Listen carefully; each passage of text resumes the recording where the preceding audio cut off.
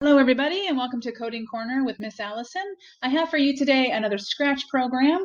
We are going to be creating a maze game today, and we're going to start by designing our maze or our backdrop. So we're going to head over to Stage, and we're going to click on the paintbrush so that we can design our own backdrop.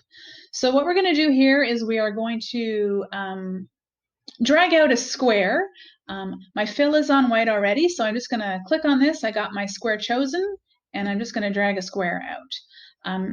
The code that we're going to be creating a little bit later uses the color black to send our sprite back to the beginning. So I just want to make sure that it's everywhere in my game area. Now that I have that, I'm just going to click on this circle so that I can change my color. So I had it on white. I'm just going to slide it over so that I can choose black. And then I'm going to just click on my rectangles again, and I'm just going to drag out some rectangles. And you can just build your maze this way if you like, okay? And you can move it around. You can move your rectangles around. If you want to select one, you just click on the selection key, and you can move your stuff around. So you can get as creative as you want with this, make your maze as difficult as you want. You just want to make sure you're leaving enough room for a sprite to fit through. You can also draw in this area using the paintbrush. I tried that. And it turned out like this. I wasn't too happy with it, so I thought I would stick with the boxes. I made this earlier, so we're just going to head over to the code area so we can start building our code, okay? I selected the convertible for this because I thought it fit in well with our maze, and I'm just going to drop the size down from 100 to 30. It'll be really hard for me to maneuver that through my maze if it was at 100. This may seem a bit small, but this allows us to maybe add another sprite if we wanted to. So now that I have my sprite where I want it and the size that I want it, I'm going to start building my code. And I'm going to start that by in events pulling out a when flag is clicked block, then heading over to controls, getting a forever loop and an if-then loop, and sticking my if-then loop inside my forever loop. So the forever loop will run the code in it forever. The if-then sort of sets a condition for something to happen in the code. And the condition that we're setting is if our sprite touches black, it's going to get sent back to the beginning. So we're going to pull out from sensing touching color block here and snap it in here.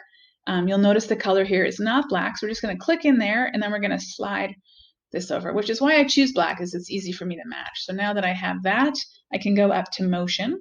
This is what's going to happen. And drag out one of these go to XY blocks and just pop that in there. So if our sprite touches black, it's going to get sent back here. I also think it might be fun to add a sound effect. So I'm going to go up to sound. I'm going to pull out a play pop until done and put that in my loop as well. And now I'm done this, I can move over to my controllers. So we're going to head back to events, pull out a when space key is pressed, go up to motion. We're going to pull a point in direction out and a move in 10 steps. So this will tell my sprite which direction to move in. So we're going to just, now that we have these three, we're going to duplicate them. So that's a right click on your mouse, duplicate, right click, duplicate. We want 4 of these. All right, so we've got 4 of them. We're going to use the arrow keys, so we're going to code our arrow keys. Like I said earlier, you could get another sprite if you wanted to, drop this code in, and then just choose some of the letters. So you'll see when I click on space and it opens up the drop-down menu, there's lots of different keys you can use to control your sprites. As I said, we're going to use the arrow keys, so I'm going to choose the up arrow key. Then we're just going to click in this little bubble point in direction, and we're going to slide this arrow up. And then we're going to head down here and do the same for the down arrow and just click in the box and slide the arrow down. And then we're going to do this for left, point the arrow left. And then for this one, we just need to select right because it's already got the right number in there. Okay, so we have all that done. Like I said, you could copy that, add another sprite, put it in there, and then say choose A or B or something like that and make this a 2-player game. Now that we've got our codes all done, I think we're going to start playing our game. So we're just going to go up in the corner here and I'm going to open it up full screen, okay? Now you want to make sure you click the flag so that we get sent to back to the beginning if we actually touch black. So I'm just going to try maneuvering him through here. So far, so good. So you see you have enough room, you could probably add another sprite. I'm going to just touch black now for a second.